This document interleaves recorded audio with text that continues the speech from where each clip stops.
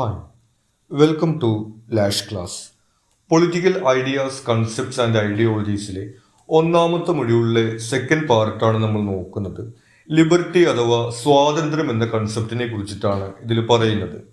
നമ്മളിവിടെ നിങ്ങൾക്ക് നോട്ട്സ് ആയിട്ടൂടെ ഉപയോഗിക്കാൻ കഴിയാവുന്ന ഇതിലെ ഇമ്പോർട്ടൻ്റ് പോയിന്റ്സും അതിൻ്റെ ഒരു എക്സ്പ്ലനേഷനുമാണ് പ്രൊവൈഡ് ചെയ്യുന്നത്. നമുക്ക് നോക്കാം. സ്വാതന്ത്ര്യം എന്ന് അർത്ഥം വരുന്ന ലിബർ എന്ന ലാറ്റിൻ പദത്തിൽ നിന്നാണ് ലിബർട്ടി എന്ന വാക്ക് ഉത്ഭവിച്ചത്. നമുക്കറിയാവുന്ന കാര്യമാണ് ലിബർട്ടി. നമ്മൾ ഫ്രഞ്ച് വിപ്ലവത്തെ കുറിച്ചൊക്കെ പഠിക്കുന്ന സമയത്ത് സ്വാതന്ത്ര്യം, സമത്വം, സാഹോദര്യം എന്നുള്ള മുദ്രാവാക്യത്തെയൊക്കെ കുറിച്ചിട്ട് കേട്ടിട്ടുണ്ട്. ആ രീതിയിൽ സ്വാതന്ത്ര്യം എന്നുള്ള ഒരു കൺസെപ്റ്റാണ് ലിബർട്ടി എന്ന് പറയുന്നത്. നിയന്ത്രണങ്ങളുടെ അഭാവം അഥവാ സ്വന്തം ഇഷ്ടത്തിന് പ്രവർത്തിക്കാനുള്ള സ്വാതന്ത്ര്യമാണ് ലിബർട്ടി. നമുക്കറിയാം, മറ്റുള്ളവർ നമ്മളെ നിയന്ത്രിക്കാതെ നമ്മൾക്ക് നമ്മുടെ ഇഷ്ടത്തിനനുസരിച്ചിട്ട് ജീവിക്കാൻ കഴിയുന്ന, പ്രവർത്തിക്കാൻ കഴിയുന്ന സാഹചര്യത്തിനെയാണ് നമ്മൾ സ്വാതന്ത്ര്യം അല്ലെങ്കിൽ ലിബർട്ടി എന്ന് പറയുന്നത്. അപ്പോൾ നമ്മുടെ ഇഷ്ടത്തിന് പ്രവർത്തിക്കുക എന്ന് പറഞ്ഞാൽ നമ്മൾ ഏത് കോഴ്സ് പഠിക്കണം, നമ്മൾ ഏത് ജോലി ചെയ്യണം, അല്ലെങ്കിൽ എങ്ങനെ വസ്ത്രം ധരിക്കണം, അല്ലെങ്കിൽ ഏത് ഭക്ഷണം കഴിക്കണം തുടങ്ങിയിട്ടുള്ള കാര്യങ്ങളെ കുറിച്ചിട്ടുള്ളൊക്കെ നമ്മുടെ ഇഷ്ടത്തിന് ജീവിക്കാൻ കഴിയുന്ന സാഹചര്യത്തിനെയാണ് നമ്മൾ സ്വാതന്ത്ര്യം എന്ന് പറയുന്നത്. അതിനെ കുറിച്ചിട്ടൊക്കെ ഉള്ള ചില വിവാദങ്ങളൊക്കെ ഒരുപക്ഷെ നിങ്ങൾ ശ്രദ്ധിച്ചിട്ടുണ്ടായിരിക്കും. ഇതുപോലെ പലരും ഇങ്ങനെയുള്ള വസ്ത്രം ധരിക്കരുത്, ഇങ്ങനെയുള്ള ഭക്ഷണം കഴിക്കരുത് എന്നൊക്കെ പറയുന്നതിനെ കുറിച്ചിട്ട്. അപ്പോൾ അങ്ങനെയുള്ള അവസ്ഥകളില്ലാതെ ഒരു വ്യക്തിക്ക് തൻ്റെ ഇഷ്ടത്തിനനുസരിച്ച് ജീവിക്കാനും പ്രവർത്തിക്കാനും കഴിയുന്ന സാഹചര്യത്തിനെയാണ് നമ്മൾ ലിബർട്ടി എന്ന് പറയുന്നത്. എന്നാൽ ഒരു സാമൂഹ്യ ജീവി എന്ന നിലയ്ക്ക് പൂർണ്ണമായും മനുഷ്യർക്ക് സ്വന്തം ഇഷ്ടത്തിന് പ്രവർത്തിക്കാൻ കഴിയില്ല. അപ്പോൾ നമുക്കറിയാം, സ്വന്തം ഇഷ്ടത്തിന് ജീവിക്കാനുള്ള ഒരു അവകാശമാണ് നമ്മൾ സ്വാതന്ത്ര്യം എന്ന് പറയുന്നത്. പക്ഷെ പൂർണ്ണമായിട്ടും എല്ലാവർക്കും അവരവരുടെ ഇഷ്ടത്തിന് ജീവിക്കാൻ കഴിയില്ല. ഒരു ഉദാഹരണം പറയുകയാണെങ്കിൽ, നമ്മൾക്ക് കൈ വീശാനുള്ള സ്വാതന്ത്ര്യമുണ്ട് എന്ന് പറഞ്ഞിട്ട് നമ്മുടെ തൊട്ടടുത്തൊരു ആൾ നിൽക്കുന്ന സമയത്ത് നമുക്ക് കൈ വീശാൻ പറ്റില്ല. അപ്പോൾ നമ്മളത് അടിക്കുന്നതിന് തുല്യമായിരിക്കും.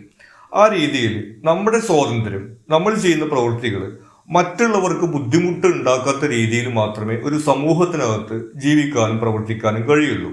അതുകൊണ്ട് പൂർണ്ണമായിട്ടും ആർക്കും അവരവരുടെ ഇഷ്ടത്തിന് ജീവിക്കാൻ കഴിയുമെന്ന് പറയാൻ സാധിക്കില്ല. അതുകൊണ്ട് നിയമം ലിബർട്ടി ഏത് രീതിയിൽ വേണമെന്ന് അനുശാസിക്കുന്നു. അതുകൊണ്ടാണ് ഏതൊക്കെ രീതിയിലുള്ള സ്വാതന്ത്ര്യങ്ങളാണ് ഈ വ്യക്തികൾക്ക് അല്ലെങ്കിൽ പൗരന്മാർക്ക് ഉള്ളത് എന്നതിനെ കുറിച്ചിട്ട് നിയമപരമായിട്ടുള്ള അനുശാസനങ്ങൾ ഉള്ളത്. നിയന്ത്രണങ്ങളുടെ അഭാവം മാത്രം ലിബർട്ടി ആകില്ല, അതിന് അനുകൂലമായ ജീവിത സാഹചര്യങ്ങളും ആവശ്യമാണ്.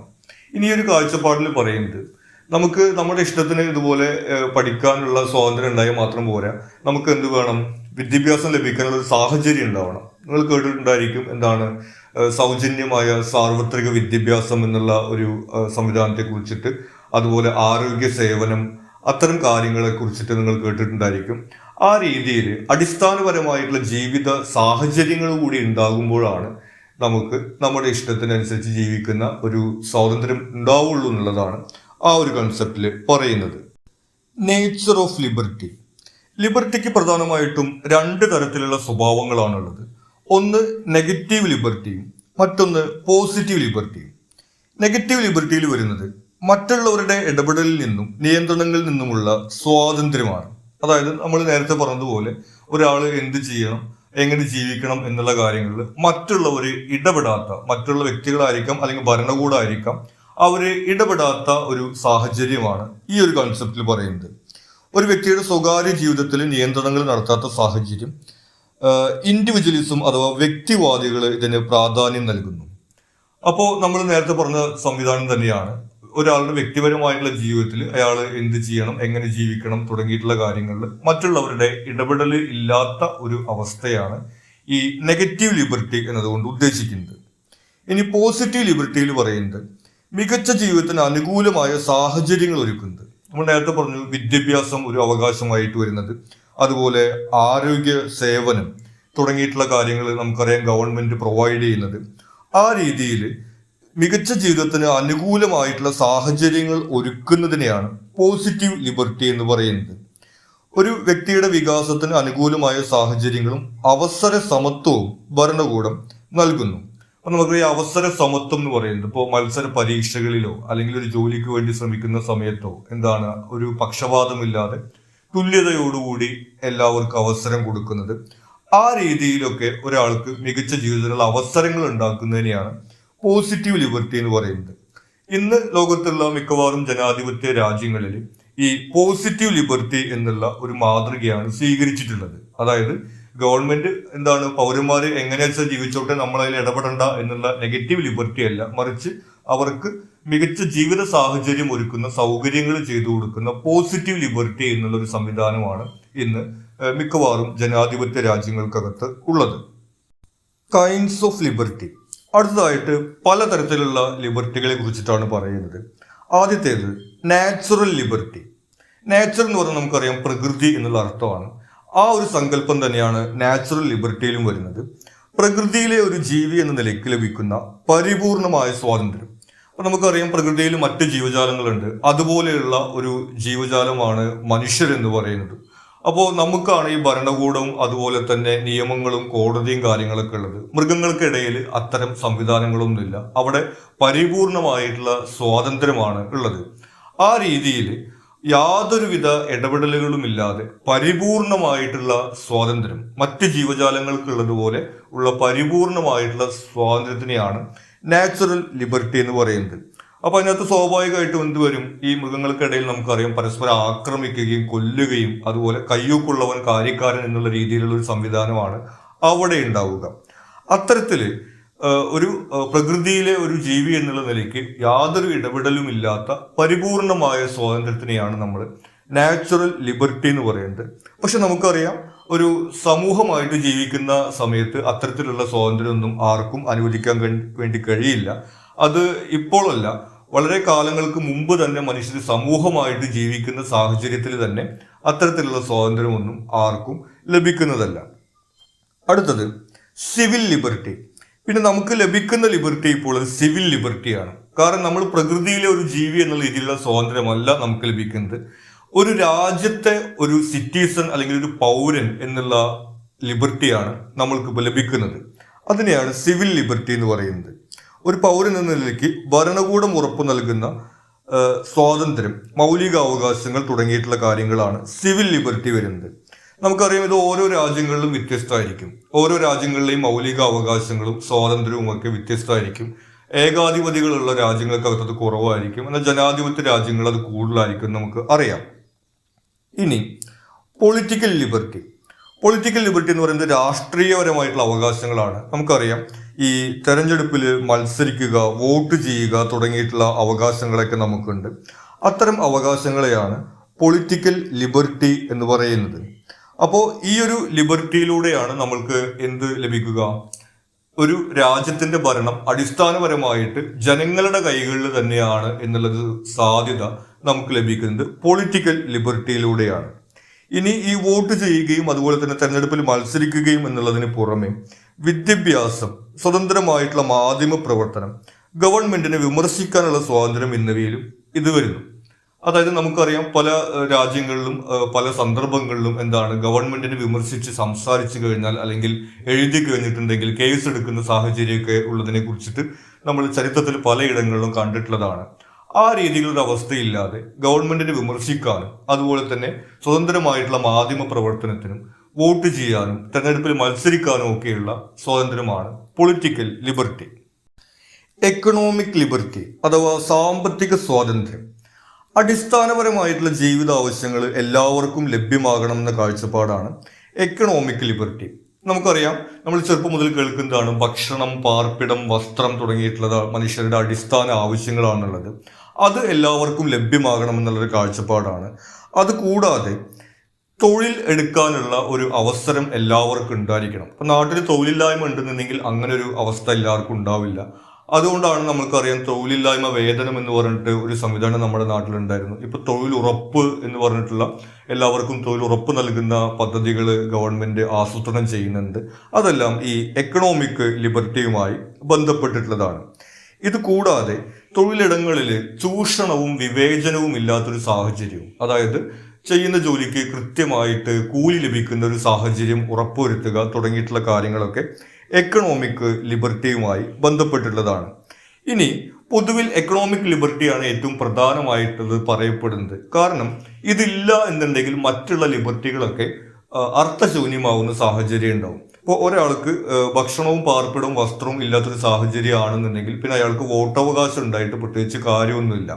ആ രീതിയിൽ ഏറ്റവും പ്രധാനപ്പെട്ടിട്ടുള്ള ലിബർട്ടി എന്ന് അറിയപ്പെടുന്നത് എക്കണോമിക് ലിബർട്ടിയാണ്. ഇനി മോറൽ ലിബർട്ടി. മോറൽ ലിബർട്ടി എന്ന് പറയുന്നത് നമുക്കറിയാം ധാർമ്മികമായിട്ടുള്ള സ്വാതന്ത്ര്യമാണ്. അതായത് സ്വന്തം യുക്തിചിന്തയ്ക്ക് അനുസരിച്ച് പ്രവർത്തിക്കാനുള്ള സ്വാതന്ത്ര്യം. അതായത് നമ്മൾക്ക് അറിയാം, നമ്മുടെ ഈ മൗലികാവകാശങ്ങളിൽ മതപരമായിട്ടുള്ള സ്വാതന്ത്ര്യമുണ്ട്. ഇഷ്ടമുള്ള മതത്തിൽ വിശ്വസിക്കാനും ഒരു മതത്തിലും വിശ്വസിക്കാതിരിക്കാനും ഉള്ള സ്വാതന്ത്ര്യം നമുക്കുണ്ട്. അതുപോലെ നമ്മൾ ധാർമ്മികമായിട്ട് നമ്മൾ എങ്ങനെ ചിന്തിക്കുന്നു, നമ്മുടെ യുക്തി ചിന്തയ്ക്ക് അനുസരിച്ചിട്ട് പ്രവർത്തിക്കാനുള്ള സ്വാതന്ത്ര്യമാണ് മോറൽ ലിബർട്ടി എന്ന് പറയുന്നത്. നമുക്കറിയാം ജനാധിപത്യ രാജ്യങ്ങളിൽ ഈ ഒരു ലിബർട്ടി കൂടുതലാണ്. പക്ഷെ ഏകാധിപത്യ ആയിട്ടുള്ള രാജ്യങ്ങളിൽ ഇത്തരം ധാർമ്മികമായിട്ടുള്ള സ്വാതന്ത്ര്യം ഉണ്ടായിരിക്കില്ല. ഗവൺമെന്റ് പറയുന്ന രീതിയിൽ തന്നെ കാര്യങ്ങൾ ചെയ്യുന്നുള്ള അവസ്ഥയാണ് ഉണ്ടാവുക. ഇനി നാഷണൽ ലിബർട്ടി, അത് ഒരു രാജ്യത്തിന്റെ സ്വാതന്ത്ര്യമാണ് നാഷണൽ ലിബർട്ടി എന്ന് പറയുന്നത്. മറ്റ് രാജ്യങ്ങളുടെ ഇടപെടലിൽ നിന്നും ആധിപത്യത്തിൽ നിന്നും ഒരു രാജ്യത്തിനുള്ള സ്വാതന്ത്ര്യത്തെയാണ് നാഷണൽ ലിബർട്ടി എന്ന് പറയുന്നത്. നമുക്കറിയാം ഇന്ത്യ ഒരു കാലഘട്ടത്തിൽ ബ്രിട്ടന്റെ അധീനതയിലാണ് ഉണ്ടായിരുന്നത്, ആധിപത്യത്തിലാണ് ഉണ്ടായിരുന്നത്. ആ സമയത്ത് ഇന്ത്യക്ക് സ്വാതന്ത്ര്യം ഉണ്ടായിരുന്നില്ല. അങ്ങനെയുള്ള അവസ്ഥയില്ലാതെ മറ്റുള്ള രാജ്യങ്ങളുടെ ആധിപത്യ ഇടപെടലില്ലാതെ ഒരു രാജ്യം സ്വതന്ത്രമായി നിൽക്കുന്ന സാഹചര്യമാണ് നാഷണൽ ലിബർട്ടി എന്ന് പറയുന്നത്. നമുക്കറിയാം ഒരു രാജ്യത്തിന് സ്വാതന്ത്ര്യമില്ലെങ്കിൽ ആ രാജ്യത്തെ സാമ്പത്തിക സ്ഥിതിയും സാമൂഹിക അവസ്ഥയൊക്കെ വളരെ മോശമായിരിക്കുന്ന സാഹചര്യമാണ് ഉണ്ടാവുക. അപ്പോൾ ഒരു രാജ്യത്തിന്റെ സാംസ്കാരികവും സാമൂഹികവും സാമ്പത്തികവുമായിട്ടുള്ള വളർച്ചയ്ക്ക് ഒരു രാജ്യം സ്വതന്ത്രമായിരിക്കേണ്ടത് അത്യാവശ്യമാണ്. ഇനി പറയുന്നത് സേഫ് ഗാർഡ്സ് ഓഫ് ലിബർട്ടി. അതായത് ജനങ്ങൾക്ക് ഈ ലിബർട്ടി നഷ്ടപ്പെടാതിരിക്കാൻ, സ്വാതന്ത്ര്യം നിലനിർത്താൻ വേണ്ടിയിട്ട് ആവശ്യമായിട്ടുള്ള ഘടകങ്ങളാണ് സേഫ് ഗാർഡ്സ് ഓഫ് ലിബർട്ടിയിൽ പറയുന്നത്. ആദ്യത്തേത് വരുന്നത് എസ്റ്റാബ്ലിഷ്മെന്റ് ഓഫ് ഡെമോക്രസി. നമ്മൾ ഇതിൽ ഉടനീളം പറയുകയുണ്ടായി ജനാധിപത്യ രാജ്യങ്ങളിലാണ് ഇതെല്ലാം സാധ്യമാകുകയുള്ളൂ, ഏകാധിപത്യ രാജ്യങ്ങളിൽ ഇത് സാധ്യമാകില്ല എന്നുള്ളത്. അതുകൊണ്ട് തന്നെ ലിബർട്ടിയിൽ ഏറ്റവും പ്രധാനമായിട്ട് വരുന്ന ഘടകം അതൊരു ജനാധിപത്യ സംവിധാനത്തിനകത്താണ് സാധ്യമാകുക എന്നുള്ളതാണ്. കാരണം ജനാധിപത്യത്തിനകത്ത് ഭരണകർത്താക്കൾ അല്ലെങ്കിൽ ഭരണാധികാരികൾ സ്ഥിരമായിട്ട് നിൽക്കുന്ന ആളുകളല്ല. അവർക്ക് 5, 6, 4 ഓരോ രാജ്യത്തെ നിയമം അനുസരിച്ചിട്ട് ഒരു കാലാവധി ഉണ്ടായിരിക്കും. ആ കാലാവധിക്ക് ശേഷം അവർ വീണ്ടും ജനങ്ങളെ നേരിടണം. ജനങ്ങൾ വോട്ട് ചെയ്ത് വിജയിപ്പിച്ചാൽ മാത്രമേ അവർക്ക് വീണ്ടും അധികാരത്തിൽ എത്താൻ കഴിയുള്ളൂ. അതുകൊണ്ട് അവർക്ക് അവരുടെ ഇഷ്ടത്തിന് അങ്ങനെ പ്രവർത്തിക്കാൻ വേണ്ടി കഴിയില്ല.